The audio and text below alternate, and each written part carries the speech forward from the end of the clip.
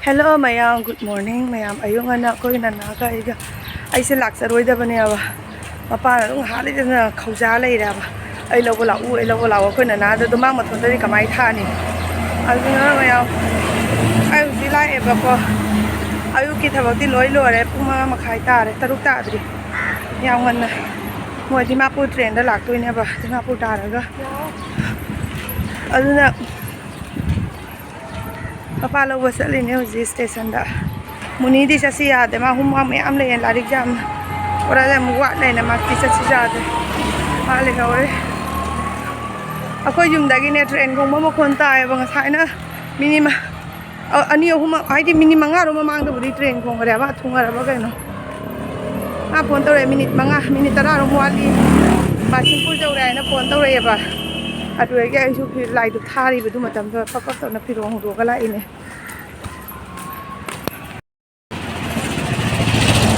Rapuro je hujan iwangan benda gari cara tersin lagi. Si Rapuri road station jauh tu re, nang lagi. Maya station ni jauh re. Asam mereka kecil ni, kai pun minum ni. Sudah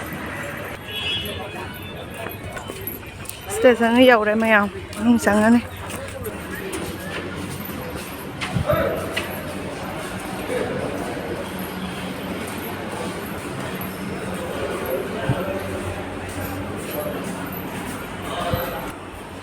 Lạc đi mà này, phone tàu nằm tiền kìa. Một gì ai cái nana chừng không sao, ai cái nana cái phone năng ai đây, chẳng kìa, cũng cái tài riêng hay là cái có, cũng mang cái mình này pun ipan ta, di pau thung madri, karena train dat lạc tôi nó sẽ khăng de, bài Andy Colony yêu rồi Andy Colony đây cái đi Tarapu station thì am lạc nè de, okay. Mayam son wang da train lạc khare ba son da train check khare giang ma tên ai video thằng lâu gen to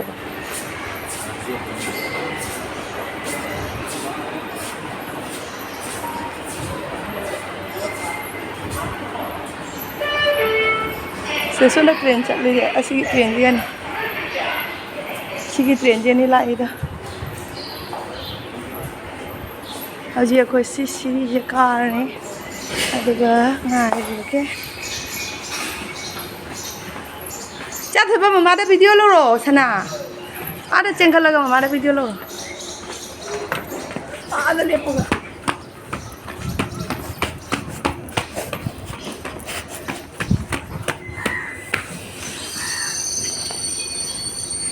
Lo.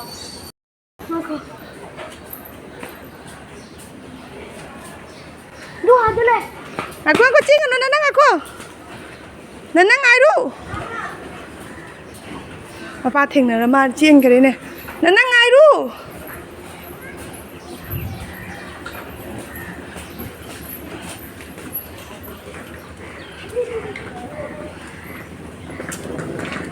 Kadai no.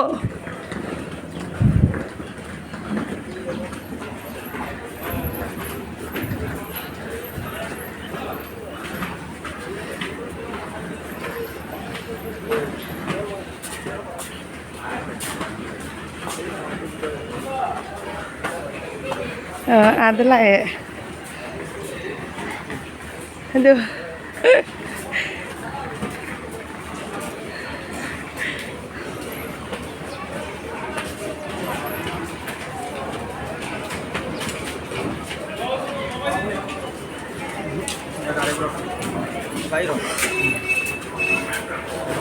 Masak khang bang berarti yang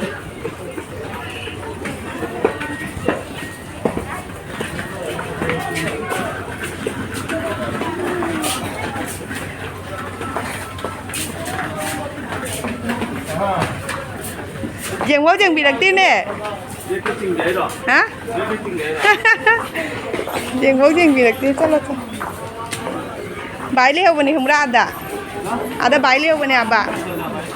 Cái nó ghi bên này. Thôi bái hay là kia bà. Pabiuraba.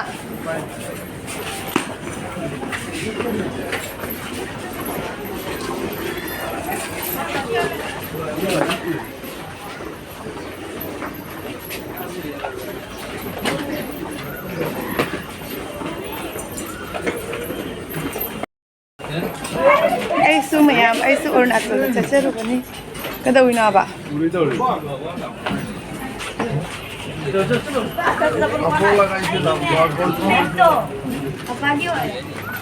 Hozir hanjare.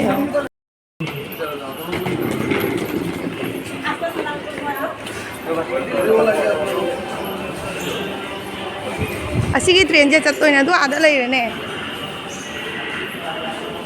Nate sinate. Chakrama.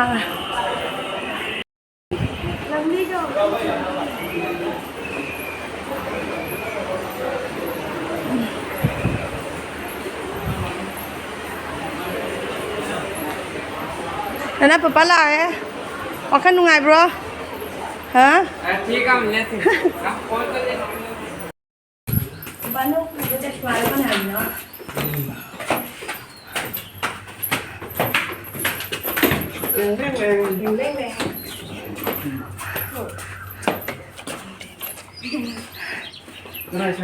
Pala ini kan kolak din. Macam mana ini?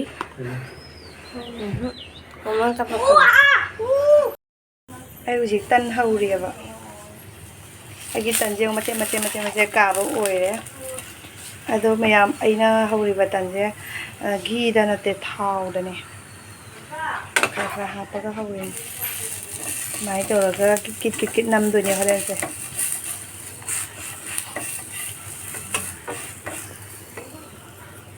Thau di ba ju loi ya le. Se thau di ba ma lai le. Ken din de kilo pa thau ne si je. Loi ya le. Sing ka tangai.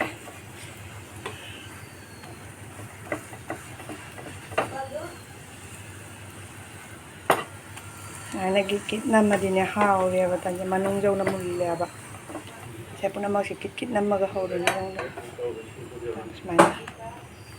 अंगा दो दिन Mayam hojiti mapachu thunglara banina anga school thinto thinjing ya du jamela du ti ingonda yaworoi ai so anga school thinto thinji do bodi wa wa na thillaba ado mayang asidi tanga dogi nga sing thong bane ba mana nga sing thong amoina haiba aduna ai nga sing je thongini ado anga ngi sudum tanga dogi sauce ka tawna hapire duga mapagi namuk nga sing ga dogi tanji ka tawna jare ba duga gi mayam ai dum sak su thonge bane adu di video sidi yawramdre ado mayam aigi ngasing thongba sisu loire ngasigi oinde video sisu side dum loisalage mayam